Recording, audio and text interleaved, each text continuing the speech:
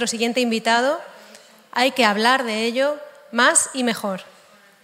En España hay aproximadamente 1 millón de personas con trastorno obsesivo-compulsivo. Una de ellas es Damián Alcolea, que va a venir hoy a contarnos su experiencia. Hace hoy 5 años, o ayer, no sé el día exacto, por el Día Mundial de la Salud Mental, estaba dando un discurso un poquito más arriba en el Congreso de los Diputados, emocionando a la reina Leticia. Y hoy tenemos la suerte de que esté aquí con nosotros. No somos la reina, pero seguro que nos emocionas también. Damián ha publicado la novela Tocados, con plataforma editorial, inspirada en sus propias vivencias, y ha fundado la compañía Atam Teatro. Ha sido además el actor que ha representado a Rembrandt en las obras que están expuestas arriba en el vestíbulo. Así que si os suena su cara es que se da un aire a Rembrandt también. Bienvenido.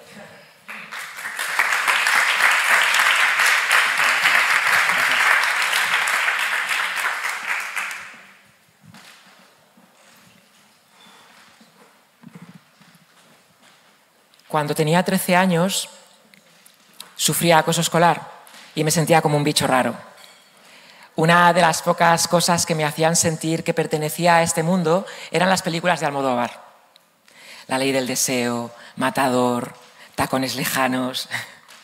Esas películas me hacían sentir que había alguien ahí fuera que sin conocerme se había sentido igual que yo y que de alguna manera me daba la bienvenida a la vida.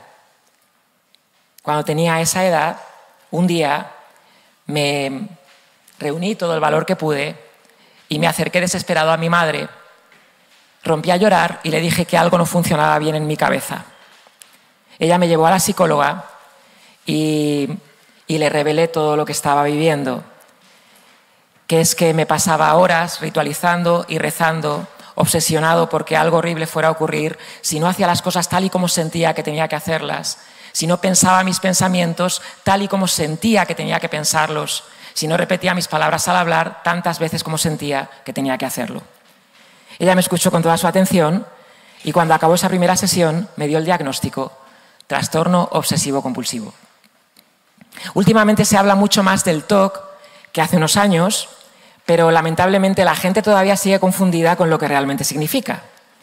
Muchas personas creen que tener TOC implica ser superordenado y más limpio que Mr. Proper. Otras piensan que tener manías y tener TOC es lo mismo. Y otras opinan que tener TOC es algo así como rumiar mucho tus pensamientos y tener la ansiedad muy alta. Y aunque el TOC incluye todos estos rasgos, el tener alguno de ellos no significa necesariamente que tengas TOC ni que puedas llegar a experimentar el sufrimiento con el que vive una persona que sí lo tiene. Entonces, ¿qué es el TOC? El trastorno obsesivo-compulsivo es un trastorno de ansiedad que se caracteriza principalmente por 2 componentes. El primero son los pensamientos recurrentes que el propio individuo reconoce como intrusivos y sin ningún sentido. Son las llamadas obsesiones. Aquí debería aparecer una slide en la que pone obsesiones. Ahí está. Obsesiones. Son las llamadas obsesiones. Son las llamadas obsesiones. Por supuesto, todo el mundo tiene obsesiones. Todo el mundo. Atrás, atrás, atrás. Ahí. Son las llamadas obsesiones, como decía. Por supuesto, todo el mundo tiene obsesiones. Pero cuando una persona tiene TOC, las vive con una intensidad tan grande y una frecuencia tan alta que muy a menudo toda su existencia acaba sumida en ellas. Aquí debemos de entender que las obsesiones son egodistónicas. ¿Esto qué quiere decir? Quiere decir que atacan al sistema de valores y creencias del individuo. Es decir, que tengo estos pensamientos porque no los quiero tener, porque suponen ética y moralmente lo más contrario a mi carácter. Y es por eso que los vivo como una amenaza y mi cerebro los clasifica como algo importante. En mi caso, por ejemplo, una muy común es la convicción de que algo horrible le va a ocurrir a mi familia de forma inminente, o el pensamiento de que yo mismo voy a ejercer algún daño sobre alguien que quiero. Estos pensamientos detonan el cortisol en el cerebro, es decir, aunque no hay una amenaza real, el cerebro está convencido de que esta amenaza existe y entonces se pone en marcha para protegerme de ella.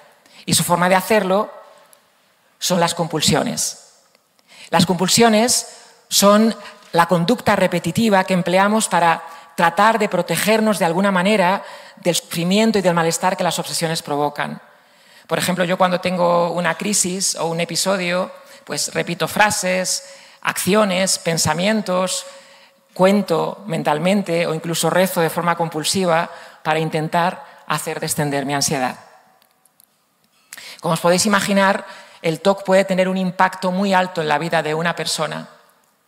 Como decías, se estima que en España aproximadamente 1 millón de personas vivimos con TOC. La Organización Mundial de la Salud lo incluye entre las 7 enfermedades mentales más discapacitantes y, lo que es peor, en España una persona con TOC tarda de media casi 7 años en pedir ayuda profesional debido a la vergüenza y al estigma.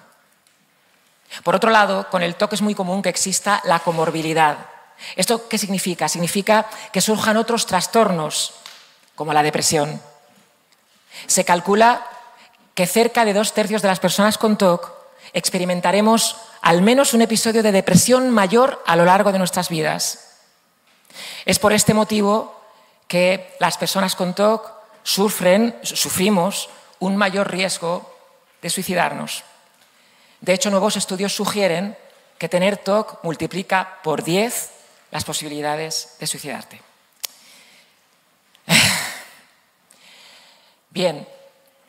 Dicho esto,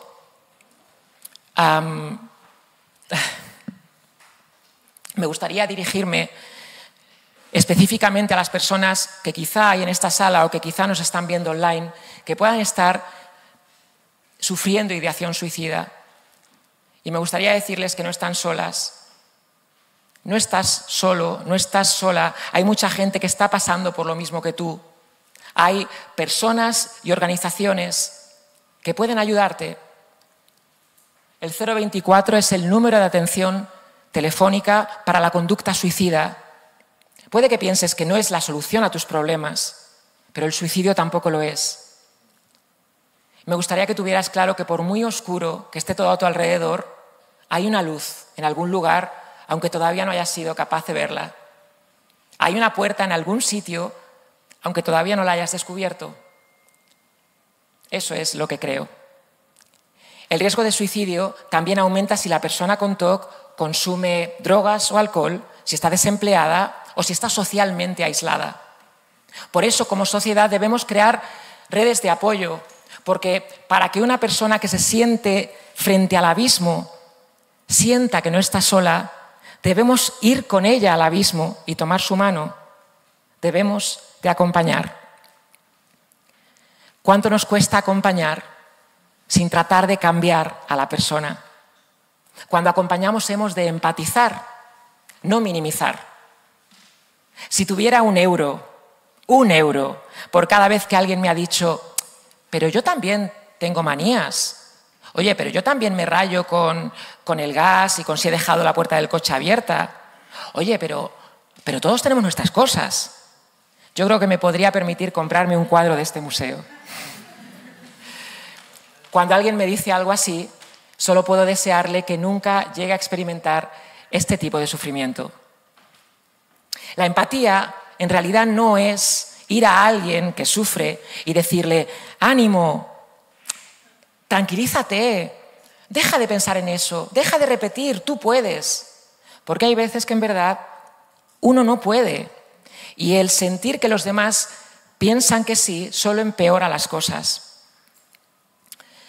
Así que, como dice la investigadora Brené Brown, ¿qué es la empatía? La empatía es ir al fondo del agujero con la persona, al fondo del agujero, sin juzgar ni presuponer nada. Y una vez que estás ahí con ella, hacerle saber que entiendes cómo se siente, que estás ahí y que no estás sola. Eso es la empatía. No es fácil, pero creo que como sociedad y como individuos es nuestro desafío ante el malestar psíquico. La buena noticia es que en el caso del TOC, con el tratamiento adecuado y específico, Las tasas de mejoría clínica significativa se encuentran en torno al 80%. Es posible encontrar esa puerta de la que hablaba. Y para encontrarla debemos poder hablar libremente de ello, ¿no? Y que nuestro círculo y que la sociedad en general nos escuche sin juicios y con empatía. Y una de las mejores formas y más efectivas de romper los juicios y fomentar la empatía es el arte, evidentemente. El arte ha sido y es la manera con la que Yayoi Kusama ha enfrentado a sus propios demonios.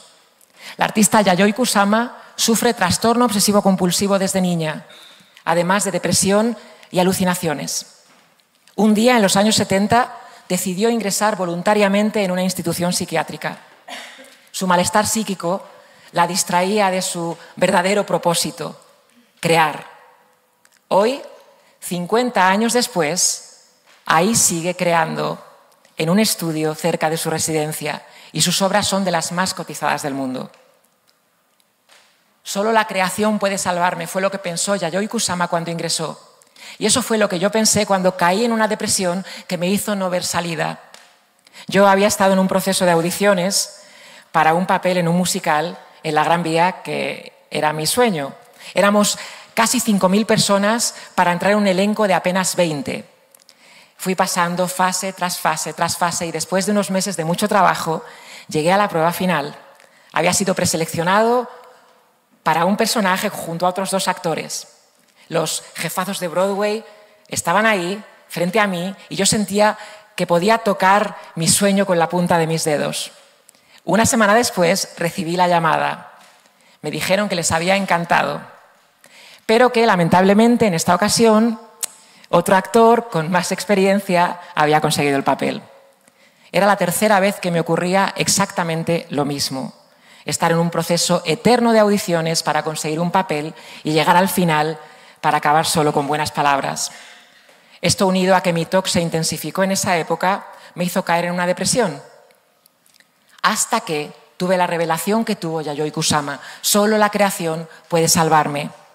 Entonces decidí rescatar una historia que había escrito y que tenía olvidada en un cajón. Era la historia de un actor con TOC que luchaba por encontrar su puerta. Una historia un poco parecida a la mía, bastante. La convertí en una novela, Tocados, la publiqué y hoy día va camino de alcanzar la 10ª edición. Pero en el proceso lo que aprendí fue a dejar de poner mi destino creativo en manos de otras personas, a parar de darle el poder a otras personas para definir si yo era apto o no para crear, a dejar de darles el poder de decidir si yo era valioso o no. Eso fue lo que aprendí. Y paso a paso fui saliendo de la depresión y descubrí que mi voz era importante, que tenía algo que decir. Y a día de hoy todavía sigo recibiendo mensajes de personas con TOC a las que la lectura de Tocados les impulsó a pedir ayuda profesional y buscar su puerta. Yo creo que esto es lo que hace el arte. Esto es lo que hace el arte si lo miramos con la mirada adecuada. Porque yo creo que, como con todo, la clave está en la mirada. El arte puede ser una tortura si lo vivimos como un vehículo para ganar la aprobación de los demás. Pero puede ser una bendición si lo usamos para expresar nuestro dolor y para expresar la verdad de quienes somos. Si lo usamos para tocar de alguna manera a los demás y para decirles que no están solos, del mismo modo que las películas de Almodóvar me hacían sentir menos solo a mí. Entonces, yo creo que ha llegado el momento de que miremos al arte con otros ojos y de que nos sepamos capaces de crear. Merecedores y merecedoras del don de la creación. No necesitamos la aprobación de nadie para crear, ni de nuestros profesores, ni de nuestros padres, ni de nuestra pareja, ni tampoco de nuestro público, porque no creamos para ganar la aprobación de nadie. Creamos para tocar a la gente y para expresar la verdad de quienes somos. Y yo creo que como sociedad ha llegado el momento de que también cambiemos la mirada hacia el malestar psíquico y la enfermedad mental. De que dejemos de pensar que es algo que le ocurre a los demás para entender que es algo que tendremos que atravesar en algún momento de nuestra existencia. No olvidemos las estadísticas. 1 de cada 4 personas sufrirán enfermedad mental a lo largo de su vida. 1 de cada 4. Así que, si no te lo encuentras a nivel personal, pues quizá tengas que enfrentarlo por la experiencia de tus hijos, de tus padres o de tu pareja.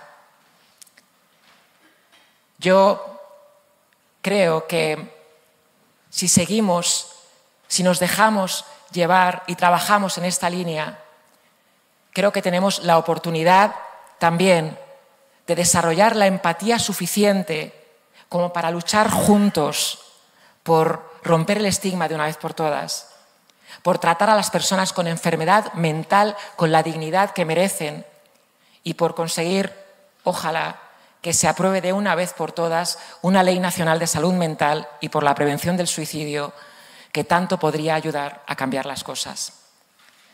Quizá, quién sabe, quizás sea verdad y solo la creación, solo el arte pueda salvarnos. Muchas gracias.